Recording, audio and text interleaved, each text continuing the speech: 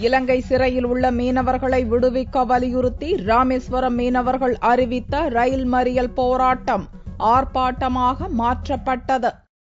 தமிழக கடல் எல்லைப் பகுதியில் மீன்பிடித்துக் கொண்டிருந்த ராமேஸ்வரம், நாகை மற்றும் காரைக்கால் பகுதி மீனவர்கள் பலரை இலங்கை கடற்படையினர் கைது செய்து சிறையில் அடைத்துள்ளனர். கைதாகியுள்ள அனைத்து மீனவர்களையும் விடுவிக்க வலியுறுத்தி வேலை நிறுத்தம் உட்பட பல்வேறு போராட்டங்கள் நடத்தப்பட்டு வருகிறது. இக்கோரிக்கையை வலியுறுத்தி வியாழக்கிழமையன்று பாம்பனில் ரயில் மறியல் போராட்டம் நடத்தப்போவதாக மீனவர்கள் அமைப்பு அறிவித்தது.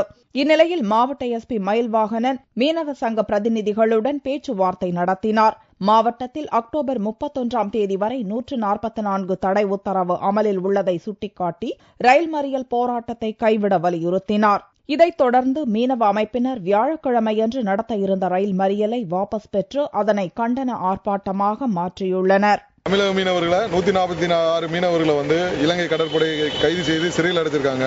அவங்களையும் படகையும் மீட்கணும்னு சொல்லி நாங்கள் ரயில் மறியல் போராட்டம் அறிவிச்சிருந்தோம்.